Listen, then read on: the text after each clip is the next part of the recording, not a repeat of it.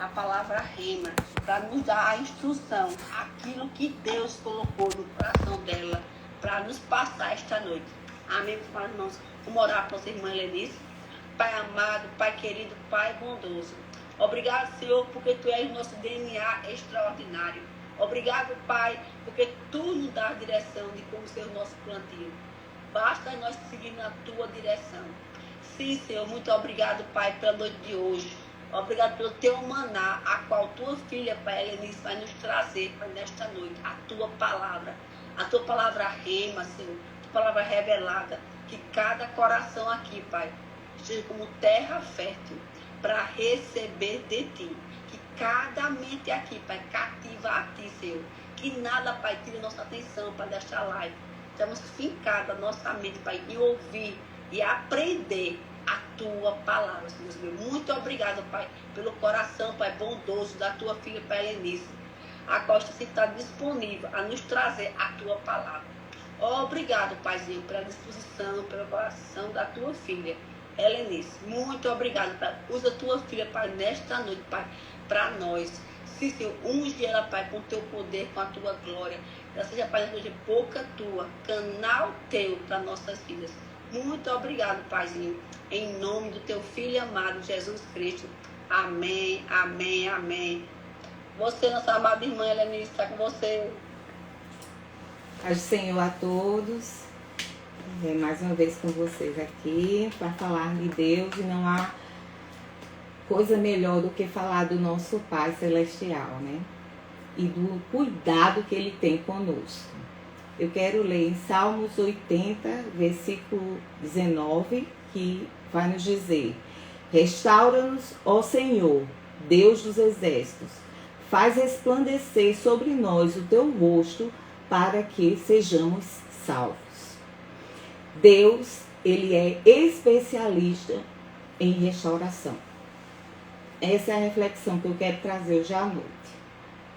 A gente vê na TV, né, algumas artes, muitas vezes, quadros, esculturas, que pelo tempo elas precisam de restauração. E daí chama-se um restaurador. E esse restaurador tem aquele trabalho minucioso, que vai durar muitas vezes meses e às vezes até anos. Mas para ele não há demora, não há pressa em fazer aquele trabalho, porque é o nome dele que está ali. E quando está se restaurando algo precioso, o tempo não é independente. Então, quando ele termina, ele quer que esteja nas características originais. E assim é a nossa vida. É a restauração da nossa vida diária, é o que Deus tem para nós. Na Bíblia a gente vai ver que Deus vai restaurar várias pessoas, né? Mas eu vou citar dois personagens, 3 na verdade. O primeiro é Jó. A gente vê que Jó, ele vai passar por uma provação que não é para todo mundo, não. Ele era um homem rico, ele era um homem temente a Deus, ele tinha riquezas, ele era um homem bom, tinha filhos. Então a vida de Jó estava plena. Mas Deus deixou que Satanás tocasse na vida de Jó. Jó tinha filhos. E esses filhos cotidianamente faziam coisas que desagradavam ao Senhor. E Jó todas as noites sacrificava um animal para que os pecados de seus filhos fossem perdoados. Porque ele não queria de forma alguma que Deus ficasse com raiva, desagradasse ao Senhor, porque ele era muito temente a Deus. Mas mesmo assim, Satanás vai, né? Do jeito da maneira dele agir, sutil, e Deus diz: está vendo meu servo Jó, temente, e Satanás vai e diz: também tem tudo, né? ele sempre vai dar aquela cutucadinha, porque ele não vem com pressa. Ele vai agindo sutilmente. Mas Deus vai e permite, tá? Eu vou deixar que tu toques na família, na prosperidade, no tudo que Jó tem. Mas não toques na vida de Jó. E assim, Jó, de um dia para outro, perdeu todos os filhos, casa, toda a sua riqueza e até a sua saúde. Ainda ouviu da mulher, que eu me coloco também na posição da mulher, que não é fácil perder tudo, seus filhos. E ela disse, por que tu ainda estás temendo esse Deus? Tira tua vida. Tá vendo que ele não tá ligando para ti? Claro que não foi essas palavras. Essa é a minha maneira de falar. Mas Jó disse não. Se Deus nos dá o bem, por que nós não podemos receber o mal? Jó era um homem que não estava, nada tirava ele da posição.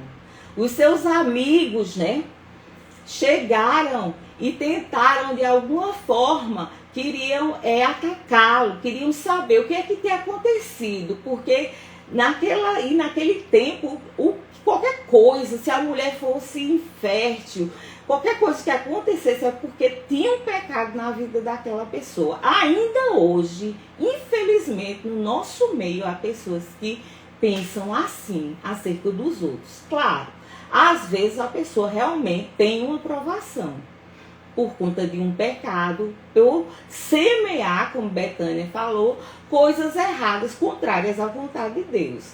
Mas Jó não. Mas aqueles 3 amigos ficaram o tempo todo acusando Jó. E Jó disse, não, eu não fiz nada. E chega só o amigo, o Bildade, né, e vai justificar a Deus. Ele continua. E ele tem um momento que ele conversa com o Senhor e ele, por um breve momento, ele já estava, eu acredito que já não estava no seu limite, porque não é brincadeira você perder tudo, não ter nem onde dormir, ainda ter chagas, feridas por todo o corpo. Ele veio indagar com Deus e Deus disse, Jó, onde é que tu estavas quando eu fiz os céus e a terra? Onde é que tu estavas quando eu fiz os mares, os rios, as criaturas? E daí Jó foi percebendo que Deus sempre esteve no mesmo lugar. Deus sempre está no controle de todas as coisas. Por mais que a situação que a gente passe pareça sim uma coisa terrível. E porque Jesus falou que não teríamos aflições e passamos por grandes aflições, muitas vezes para nosso aprendizado. Mas Deus restituiu a sorte de Jó. Deus deu novamente toda uma família a Jó, todos a riqueza, e restituiu de tudo, da saúde, pela fé, pela paciência, pela perseverança de Jó. Porque se fosse outro, tinha tirado a sua vida. Quantas pessoas a gente não vê que passam por problemas que, diante do que Jó passou, parece ser tão nada, tão pouco, e tiram sua vida porque não tem ao Senhor no coração, porque não conheceram a Cristo. Quanto isso tem sido tão corriqueiro, a gente tem visto praticamente diariamente isso acontecer. Mas ele perseverou até o fim e Deus o restituiu. Temos também outra história, a de Noemi e Ruth. Noemi saiu da sua terra com os seus filhos e seu marido e foi para Moabe, porque estavam num período de seca, né? E eles ficaram com medo de passarem fome, e ali os filhos casaram, mas o marido veio a falecer, e ali ela se entristeceu. Logo depois, os filhos morrem também, e os filhos haviam casado com moabitas. Mas aí ela disse às suas noras que elas podiam voltar. Elas não se prendessem a ela, que ela ia voltar para a terra dela. Mas uma foi embora. E aí a gente não tem que, muita gente critica porque ela tomou essa atitude. Não, ela quis voltar para o seu povo. Ela não tinha mais seu marido e uma mulher viúva. No tempo da Bíblia era problema, era assim, vivia à margem da sociedade com paralíticos também, né? Então ela voltou para a sua família. Mas Ruth disse não. Teu Deus será o meu Deus, teu povo será o meu povo, eu vou te seguir. E foi com Noemi. E ali Deus restituiu a vida de Ruth e de Noemi. Deu o marido, deu Boaz como marido da Ruth, restaurou a alegria de Noemi, porque ela nem queria ser chamada mais de Noemi. Ela disse que queria ser chamada de Mara, porque era amarga. Mas Deus vê, observa sempre, está sempre com os olhos atentos e voltados para cada um de nós. E restaurou a vida das duas. Trouxe alegria, trouxe uma nova esperança para aquelas duas mulheres. E Ruth ainda entrou na genealogia de Jesus, pela linhagem de Davi, como bisavô de Davi. Então, nosso Deus é soberano. É o Deus é especialista em restaurar lares. É especialista em restaurar sonhos. É especialista em restaurar vidas. Não perca a esperança nos teus. Se você se sente fraco, é tempo de voltar ao primeiro amor. Lembra quando você orava com tanta vontade de chegar no seu secreto e hoje você se sente fraca, você se sente vazio, mas Deus está ali. O Espírito Santo mora dentro de nós e está esperando para que possamos voltar ao primeiro amor. Eu vou ler o Salmo 126. Vou chegar aqui.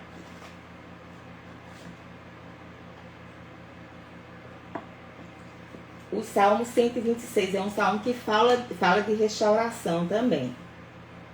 Ele mostra 3 tempos do povo de Deus. No versículo 1 e 2 diz: quando o Senhor trouxe do cativeiro os que voltavam a Sião, estávamos como os que sonham. Então a nossa boca se encheu de riso e a nossa língua de cânticos. Então se dizia entre as nações: grandes coisas fez o Senhor a estes. Né? Neste momento, o povo estava falando das vitórias que tinham recebido de Deus quando os livrou do cativeiro. Nós precisamos sempre que vir o desânimo, que vir a tristeza, que parece que aquela promessa que Deus nos fez não chega nunca, que quando a gente olha para os nossos filhos, nossos parentes, dá um desânimo, a gente tem sempre que voltar atrás e ver de onde Deus nos tirou. O quanto Deus restaurou nossas vidas. O quanto, que cativeiro tu estavas quando Deus tirou. Deus me tirou de um grande cativeiro. De um grande cativeiro. Você não tem noção de onde Deus me tirou. Então eu passei a lembrar. Porque a gente sempre fica esperando pelas promessas do Senhor. Mas quando elas chegam, muitas vezes a gente não sabe nem agradecer. A gente nem consegue vivenciá-las, porque a gente já está almejando as outras. Mas sempre a gente precisa dar um passo atrás e ver. Deus fez isso. Realmente, Deus é fiel. Deus é aquele que restaura. Deus é aquele que traz a vitória. Deus é aquele que resgata sonhos. Deus é aquele que da morte traz a vida. Deus é o único, Deus é o nosso Senhor. Jesus ele entregou o seu Filho na cruz para nos salvar. Nós não merecemos, mas pela graça nós fomos alcançados. Olha, se Deus não fizesse nada, só Ele nos salvar, nós já teríamos motivo suficiente para agradecer todos os dias a Deus. No versículo 3 e 4, ele fala: grandes coisas fez o Senhor por nós, e por isso estamos alegres. Faze-nos regressar outra vez do cativeiro, Senhor, como as correntes do sul. Né? E fala sobre um pedido de restauração do povo. E expressa o clamor do povo ao Senhor. Eles estão pedindo: Senhor, nos resgata, nos traz de volta,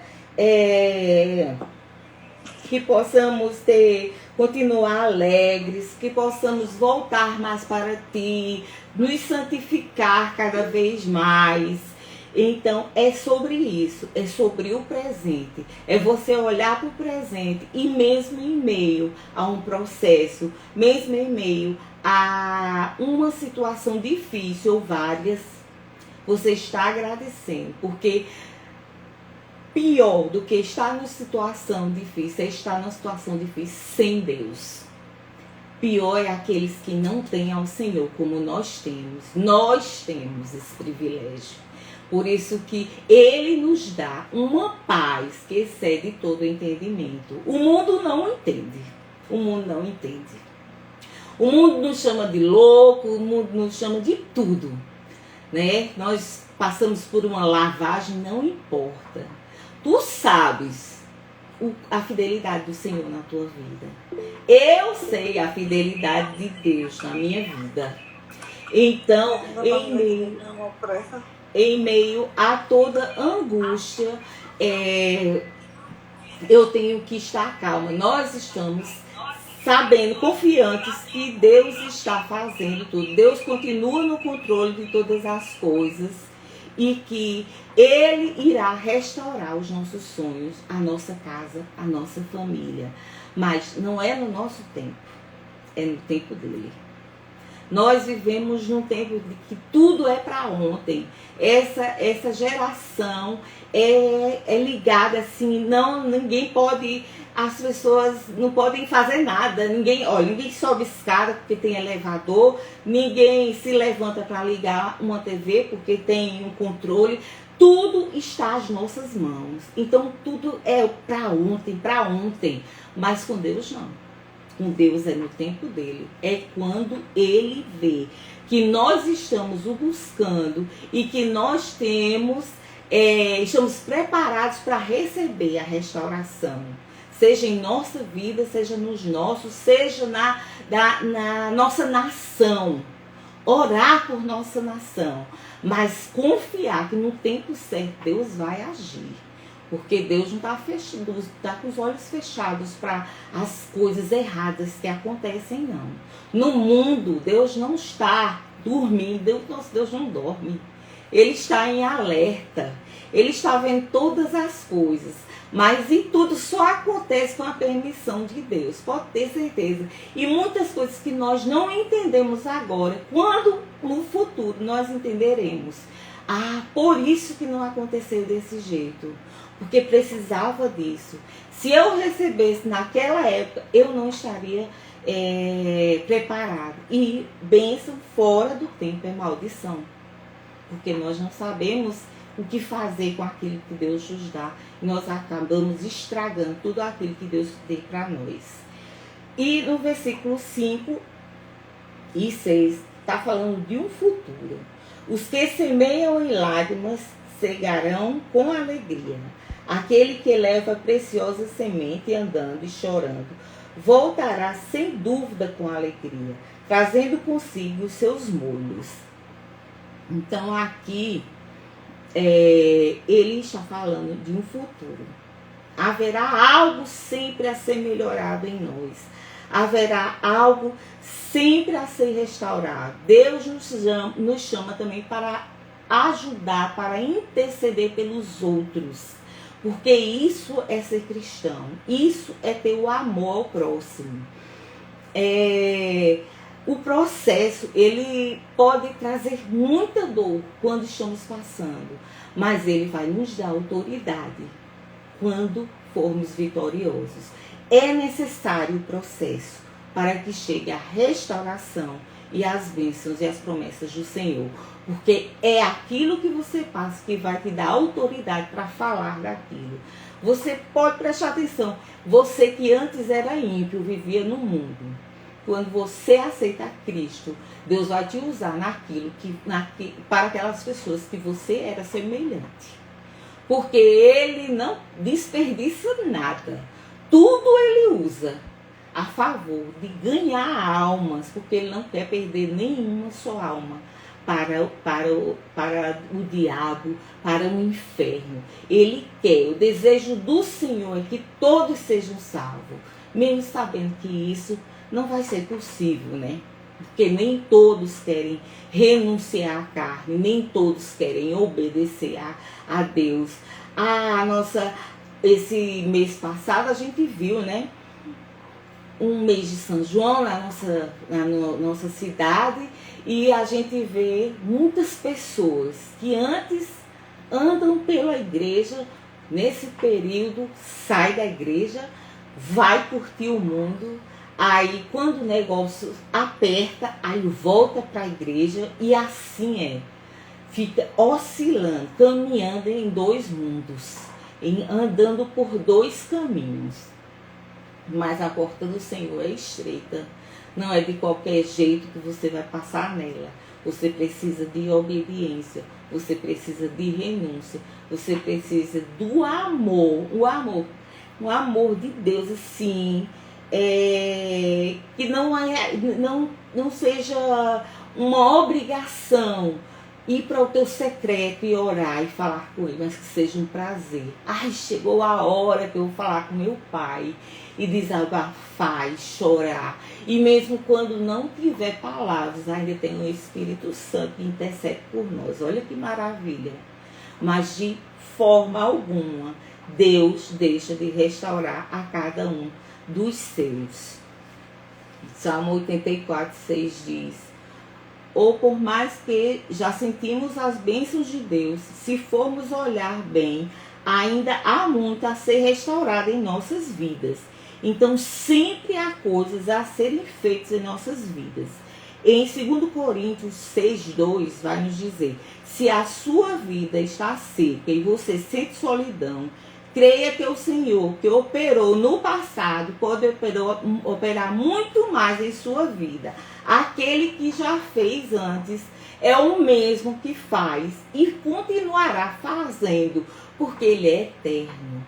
Ele é atemporal. Não há limites. Não coloque limites em Deus. Não coloque limites. Mas busque cada vez mais. Queira ter com Deus a intimidade tão grande, de você não se angustiar em meio às batalhas, de você continuar em paz, de você ser aquele pilar na sua casa, aquela que em meio à confusão e à tribulação e à angústia de todos os teus familiares, tu vai chegar e dar uma palavra e acalmar a todos, porque tu está sendo usado por Deus. Queira ter essa intimidade com o Senhor, porque tu verás a restauração na tua vida e nos teus. E Eclesiastes 3:1 diz que há tempo para todas as coisas debaixo do céu. Então há tempo de plantar, há tempo de colher, há tempo de calar, há tempo de chorar, há tempo de sorrir. E tudo isso está no tempo do Senhor. É Ele quem vai prover todas as coisas. Mas creia tão somente que Deus é especialista em restauração. Não há impossível, não há caso impossível que Deus não possa reverter.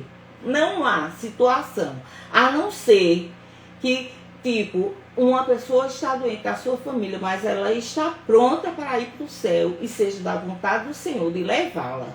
Então ele vai levar.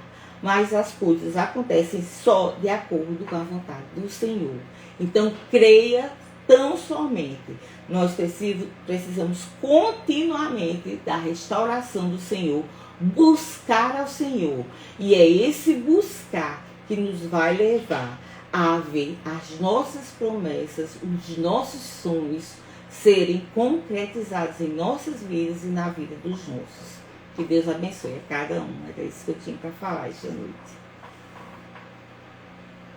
Aleluia. Glória a Deus. Helenice, você como né, uma bênção para nossas vidas, né? Trazendo para nós a palavra de Deus, a palavra de instrução, a palavra de direção. E saber que, né, esse momento é tão precioso, né? Como você falou, de termos um tempo no secreto com o Senhor, de termos um tempo a qual Deus vai se contemplar, né? Que nós estamos realmente buscando ao Senhor, né? Essa intimidade com Ele. Quando há essa intimidade nós com Deus, então nós vamos ver realmente o de Deus acontecer na nossa vida, do seu sobrenatural, né? Mas através dessa comunhão com o Senhor.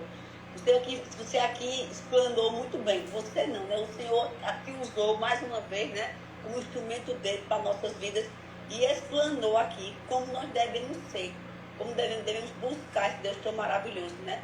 A qual tem sempre nos trazido alegria, paz, né? Proteção, né? E assim, sermos gratos a esse Deus tão maravilhoso. Muito obrigada, Helenice. Que Deus continue a te abençoar tremendamente a tua vida, a tua família, o teu trabalho, o seu ministério. Que Deus possa derramar bênçãos sem medidas. Nós somos gratos a Deus por tua vida. E muito obrigada por tudo, por mais uma vez estar conosco, trazendo para nós a palavra de Deus. Muito obrigada, Helenice. Você é uma bênção para nossas vidas. E agora nós vamos ficar, né, com Liliane. Tá com você, Liliane. Amém. Glória a Deus.